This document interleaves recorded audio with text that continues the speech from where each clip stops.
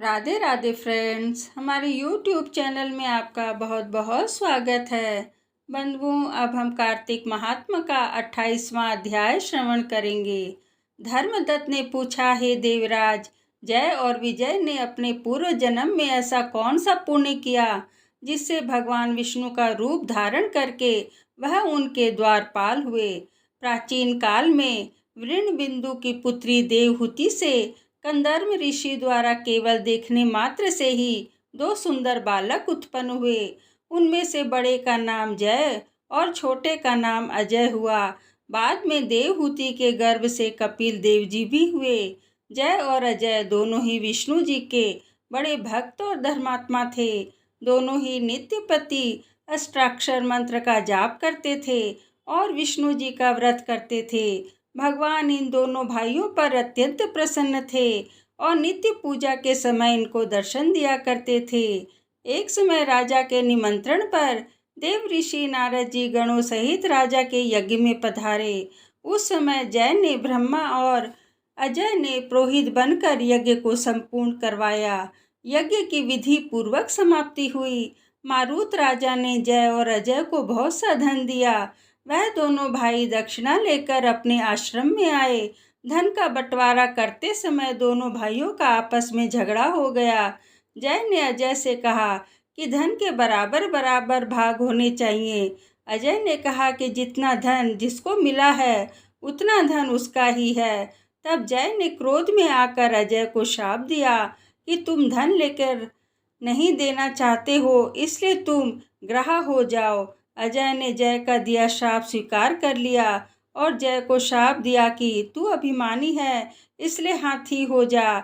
जब नियम पूर्वक दोनों की पूजा के समय जब भगवान उनको दर्शन देने के लिए आए तो दोनों ने भगवान से शाम मोचन का उपाय पूछा।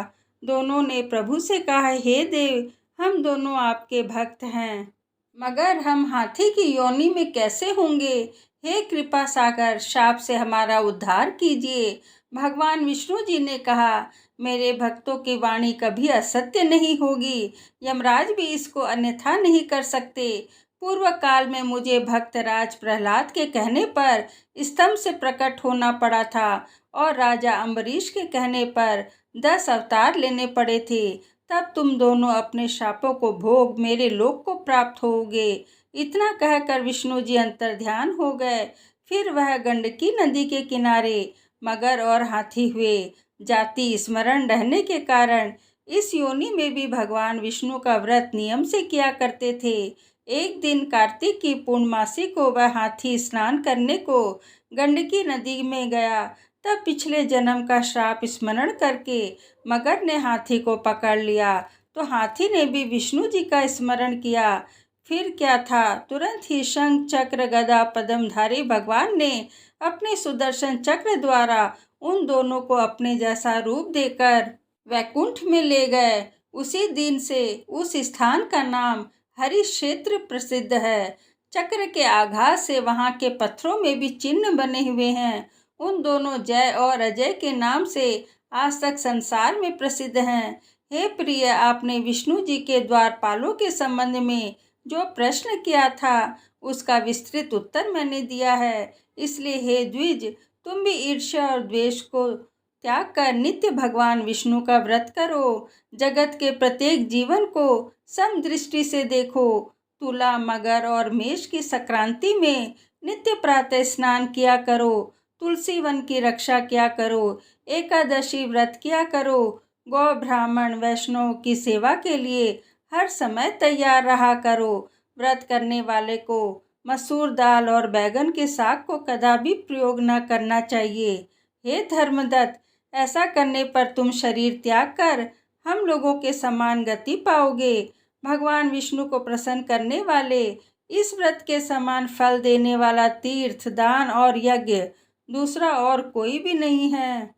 हे विप्र, तुम धन्य हो, क्योंकि तुमने विष्णु को प्रसन्न करने वाला व्रत किया है, जिसका आधा फल तुमने कलहा को दिया है। उसके बाद हम कलहा को वैकुंठ में ले जा रहे हैं।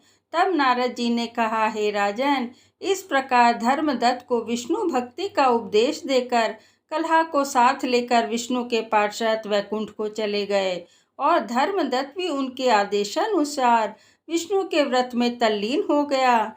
जब उसका देहांत हुआ तो अपनी स्त्रियों के साथ विष्णु लोक को गया। हे राजन, जो कोई भी प्राचीन काल के इस इतिहास को सुनता है और सुनाता है, वह अंत में विष्णु लोक को प्राप्त होता है। जय श्री कृष्णा।